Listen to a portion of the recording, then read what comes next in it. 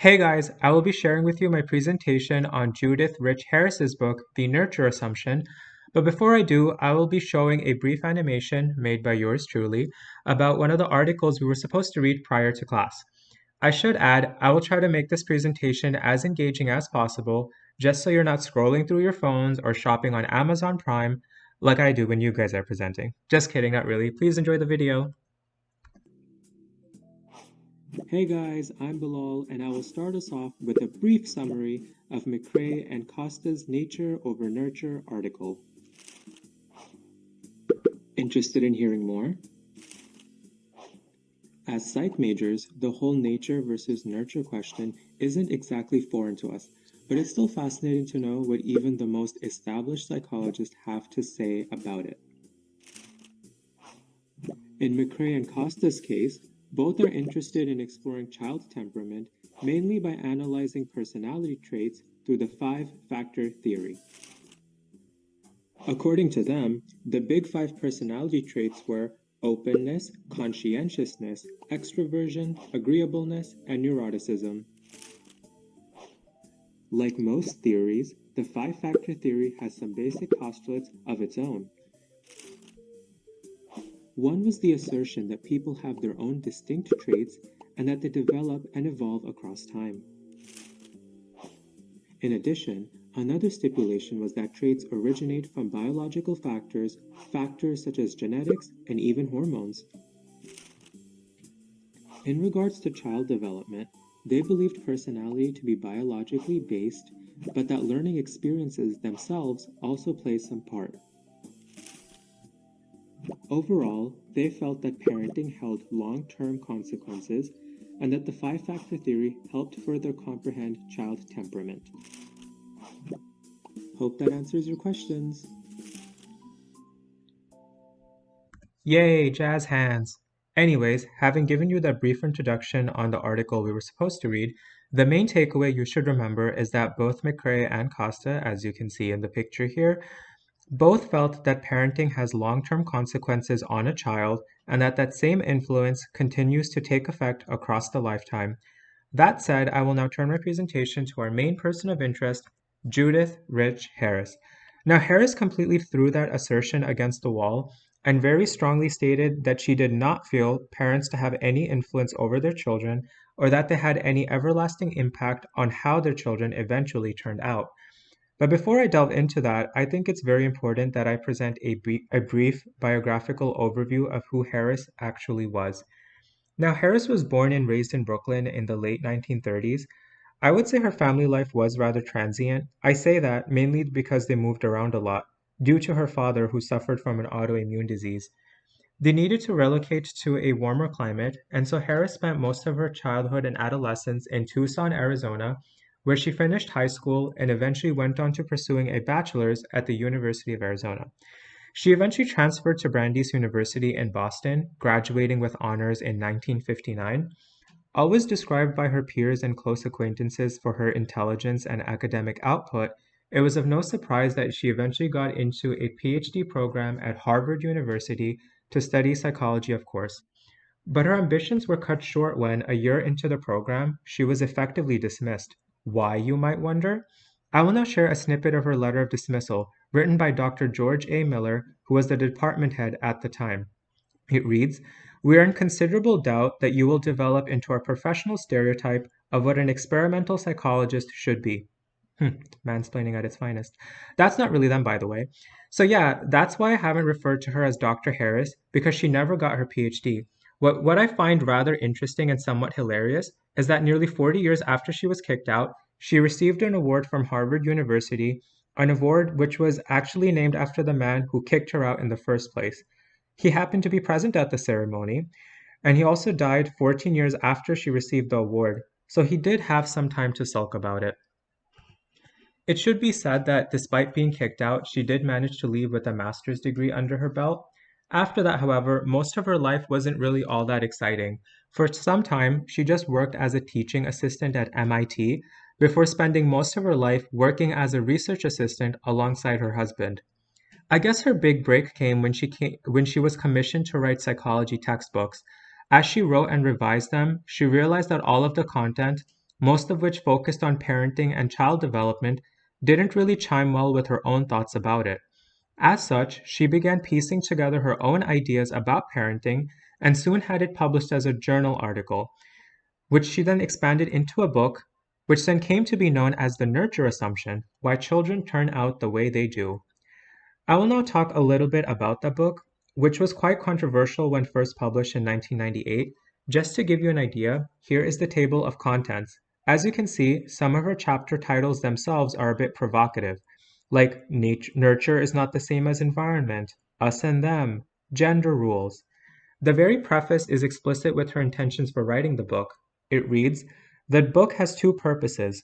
First, to dissuade you of the notion that a child's personality, what used to be called character, is shaped or modified by the child's parents, and second, to give you an alternative view of how the child's personality is shaped." What was this alternative view, you might be wondering? I'll let Harris tell you in an interview with ABC News, because just to remind you, this book was quite controversial when it was first published. What does determine what sort of adult you'll be? Well, that's a very good question. Part of the answer is genes. We've always known that.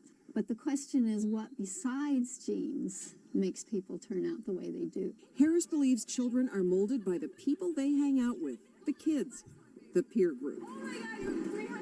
I believe that human beings are designed by evolution to adapt to a group and to become a accepted and valuable member of a group. Yay, the 90s!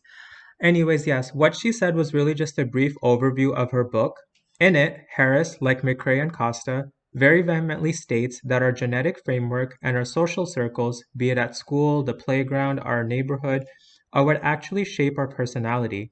She could have left it at that, but she went further by saying that parents ultimately did not hold any sway in how children inevitably establish their own sense of personhood. That last bit about the parents really caused a maelstrom of controversy, as well as criticisms, which I will get to later, because everyone had a very traditional view about parenting, that children are the product of their parents. Harris, as such, intended to dismantle that somewhat convenient and blissful assumption, which she felt was being perpetuated and nurtured and advertised by the leading psychologists at the time. She felt parents were like super overrated. She felt that the connections between how parents behave towards their children and how their children eventually turn out was quite weak. Yes, children at home or around their parents behave in a way that is in line with their own parents' expectations, but do those children behave the same way when away from their parents? As such, she felt that these connections were weak. She felt the research methodology behind such findings as well was faulty, mainly because they could not be replicated. In an interview with Scientific America in 2009, she elaborated further by stating, "It is no longer enough to show, for example, that parents who are conscientious about child rearing tend to have children who are conscientious about their schoolwork. Is this correlation due to what the children learned from their parents or to the genes they inherited from them?"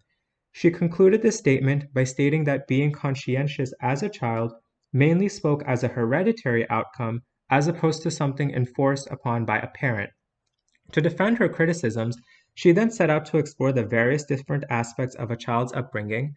To her, parents to some degree were quite consequential. Yes, parents could influence their children, everything from how they dress to what they eat, from how they act to whatever religious beliefs they uphold. But regardless, all their efforts were rather subordinate to how a child negotiated through their environment or drifted towards or cultivated an environment of their choosing. To her, children were essentially vulnerable to influences outside of their own homes, and that those same influences held considerable power over how a child eventually evolved. To further strengthen this defense, she tried to refract her beliefs through the prism of immigrant families. In her book, she wrote, "The old culture is lost in a single generation. Cultures are not passed from parents to children. Rather, the children of immigrant parents adopt the culture of their peers." By stating this, she believed that however strong the cultural values might be at home, children were always bound to adopt a culture fostered by their peers. In addition, she felt that the very root of this adopted culture is peer pressure, and that what is thus internalized becomes the framework for a child's personality. Now, on to my evaluation of her work. I should say, when the nurture assumption first came out in 1998, Much of the academic establishment dismissed her work because she lacked a PhD. As such, they felt that she lacked the proper credentials to uphold such an opinion, that she was really just an amateur psychologist. Some of her more harsher critics even referred to her as the grandmother of New Jersey because of her seniority and the fact that she lived in New Jersey. I find this bit rather troublesome because it kind of confirms that the academic world to some degree is incestuous. Incestuous in that they champion opinions and findings or find those same opinions and findings worthy of being voiced mainly due to their having the proper credentials. If anything, I think of Harris's work as a work of criticism, one that presents an alternative view of parenting and child development, a view that academic psychologists for far too long cherished and championed. As an example of such criticisms by one of America's leading psychologists at the time, Dr. Jerome Kagan criticized her for minimizing the role of parents, which I do agree with to some degree, mainly because I feel that in the early years of childhood, parents are the main lifelines that children have when navigating through the world. Aside from that, however, Kagan did stand in line with some of Harris's own criticisms, which was that the research studies that sought to link a parent's influence on a child with how a child eventually turns out was faulty. Faulty wasn't exactly the word he used, but he did express caution over how those conclusions are inevitably reached. Aside from these criticisms, I think the one that really stands out is the one that I feel is a somewhat personal attack on not just Harris, but her personal life as well. Her detractors felt that her intentions for writing the nurture assumption weren't purely academic. Instead, it was really just a way for her to absolve herself of responsibility for the volatile person that one of her adopted daughters turned out to be. It just speaks to how far people go to defend their own opinions, mainly because they do not like their certainties to be disturbed. Of course, the world of academic psychology is a largely male dominated sphere, in which a lot of her opinions still aren't considered mainstream. But I do wonder if, had Harris been a man, would her theory been given some consideration? Would it have been sensationalized yet with a more positive reception? Would a lack of credentials even be brought forward on the table? Of course, my understanding of the book is quite anecdotal, but it definitely is something I would encourage all of you to sift through, but only if you want to approach it with an unbiased view.